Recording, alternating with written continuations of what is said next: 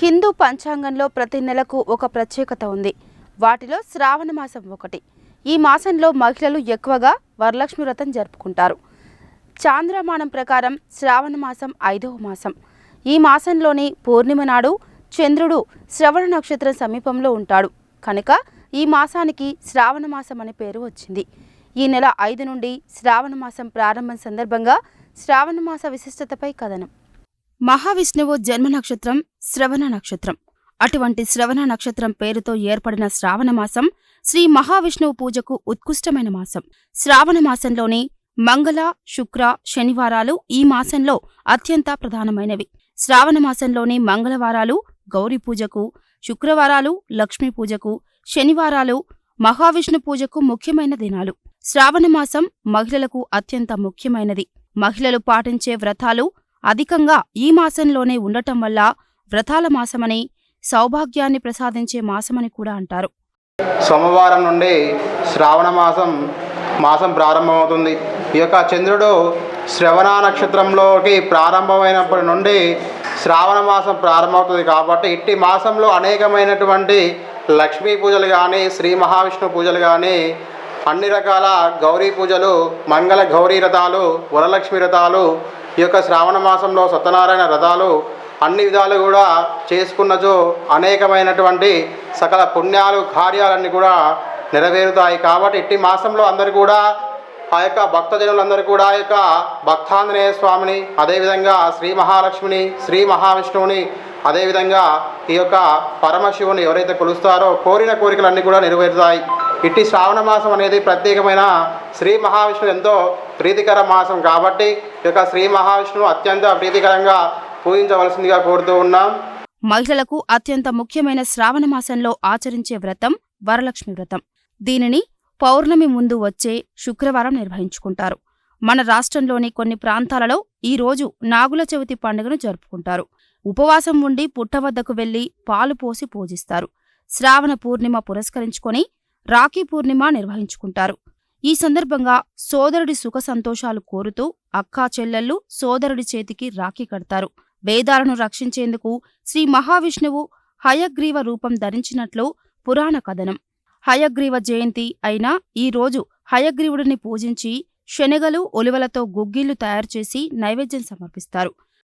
శ్రావణ మాస విశేషమైనటువంటి మాసంలో మన దేవాలయంలో వేంచేసి ఉన్నటువంటి సమస్త దేవతలకి కూడా విశేషమైనటువంటి పూజాధికారులు నిర్వహిస్తూ అందులో విశేషంగా ఆగస్టు 5వ తారీఖు నుండి మళ్ళీ సెప్టెంబర్ 4వ తారీఖు వరకు కూడా ఈ యొక్క శ్రావణ మాస విశేషమైనటువంటి పూజాధికారులు పర్వదినాల్లో విశేషమైనటువంటి పూజలు కూడా జరుగుతాయి. అలాగే మన ఆలయంలో వేంచేసినటువంటి మహాలక్ష్మి అమ్మవారికి ప్రతి శుక్రవారం కూడా సామూహిక మహిళల చేత సామూహిక వరలక్ష్మి వ్రత పూజాధికారులు నిర్వహిస్తారు. అలాగే ఈ శ్రావణ మాసంలో ఒకరోజు లక్ష కుంకుమార్చన కార్యక్రమం కూడా నిర్వహిస్తారు. కావున భక్తజనులందరూ కూడా ఇట్టి దేవి అమ్మవారి యొక్క అనుగ్రహానికి పాత్రులు అయి లక్ష కుంకుమార్చనలో ప్రతి శుక్రవారం జరిగేటటువంటి వరలక్ష్మి పూజాధికారుల్లో పాల్గొని అమ్మవారి అనుగ్రహానికి పాత్రులు కావలసిందిగా కోరుతున్నాం. అలాగే చక్కగా శ్రావణ సోమవారాల్లో మన ఆలయంలో వేంచేసినటువంటి విశాలాక్షి సమేత కాశీ విశ్వేశ్వర స్వామి వారికి చక్కగా ప్రతి సోమవారము కూడా ఉదయమే స్వామివారికి విశేషమైనటువంటి పంచామృతాభిషేకము భక్తులందరి చేత కూడా విశేషంగా నిర్వహించబడుతుంది. గోత్రనామాల చేత కూడా మాస పూజని కూడా నిర్వహించడం జరుగుతుంది. ఆసక్తి గల భక్తులందరూ కూడా తమ తమ గోత్రనామాలని ఆలయంలో సంప్రదించి గోత్రనామాలని రాయించుకొని ఈ యొక్క మాస పూజనంతా కూడా శ్రావణ మాసంలో జరిగేటటువంటి పూజలన్నీ కూడా మీ పేరు పైన జరుగుతాయి.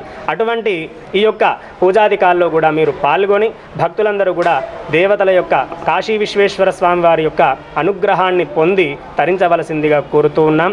మహిళలందరినీ కూడా శుక్రవారం రోజున కుంకుమార్చన పూజాధికారులు చేయించడం జరుగుతుంది. కాబట్టి విశేషంగా మహిళలు ఈ యొక్క కుంకుమార్చనలో పాల్గొని అమ్మవారి అనుగ్రహాన్ని పొంది సౌభాగ్యాన్ని, సౌమంగళ్యాన్ని కూడా పొంది తరించవలసిందిగా మరీ కోరుతూ ఉన్నాం.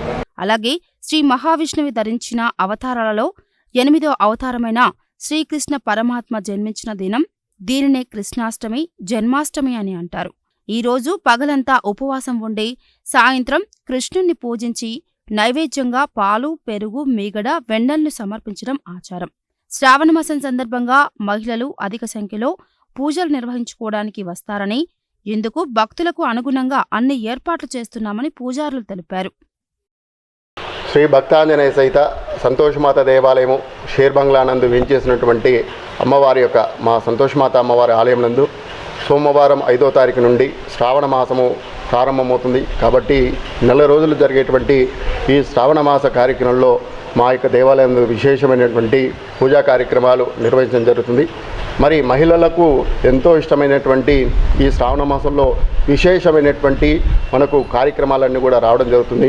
ముఖ్యంగా వరలక్ష్మి వ్రతాలు, అదేవిధంగా రాఖీ పౌర్ణమి రోజున సంతోషమాత అమ్మవారి యొక్క జన్మదినం కావడం వల్ల ఆ రోజు అమ్మవారు సంబంధించిన హోమము, అన్నదాన కార్యక్రమము, అదేవిధంగా మంగళ గౌరి వ్రతాలు, ఈ నాగుల పంచమి, నాగుల చవితి ఈ కార్యక్రమాలన్నీ కూడా ఈ యొక్క శ్రావణ మాసమందు రావడం జరుగుతుంది. కాబట్టి మరి వ్రతాలకు, నోములకు అయినటువంటి ఈ శ్రావణ మాసమందు మా యొక్క సంతోషమాత దేవాలయం నందు మొదటి శుక్రవారము 9వ తారీఖు రోజున అమ్మవారికి అభిషేకము, అదేవిధంగా ఉద్యాపనలు, కుంకుమార్చనలు, ఒడిబియ్యం కార్యక్రమం జరుగుతుంది.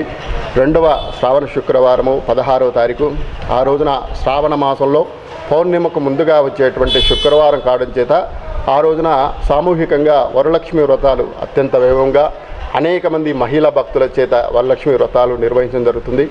19వ తారీఖు ఆ రోజు జంధ్యాల పౌర్ణమి, రాఖీ పౌర్ణమి అంటారు. ఆ రోజున సంతోషమాత అమ్మవారి జన్మదినం కావడం చేత ఆ రోజు ఉదయం అమ్మవారికి విశేషంగా అభిషేక కార్యక్రమము, హోమము, అన్నదాన కార్యక్రమము, రక్షాబంధన పూజ కార్యక్రమము ఆ రోజు నిర్వహించడం జరుగుతుంది. మరి 3వ శుక్రవారము మనకు 23వ తారీఖు, ఆ రోజున లక్ష కుంకుమార్చన కార్యక్రమం నిర్వహించడం జరుగుతుంది. చివరి శుక్రవారం రోజున కూడా వరలక్ష్మి వ్రతాలు, కుంకుమార్చనలు, ఉద్యాపనలు, వడిబియ్యాలు అంటే మొదలైనటువంటి ప్రత్యేక పూజా కార్యక్రమాలన్నీ కూడా ఈ శ్రావణ మాసమందు నిర్వహించడం జరుగుతుంది. కాబట్టి మహిళలందరూ కూడా ఈ యొక్క నల్గొండ పట్టణంలో పాత బస్తీ యందు వేంచేసినటువంటి సంతోషమాత దేవాలయాన్ని విచ్చేసి సంతోషమాత అమ్మ కృపకు ప్రాప్తులు కావాల్సిందిగా భక్తులందరినీ కూడా కోరుతున్నాం. జై సంతోషమాత.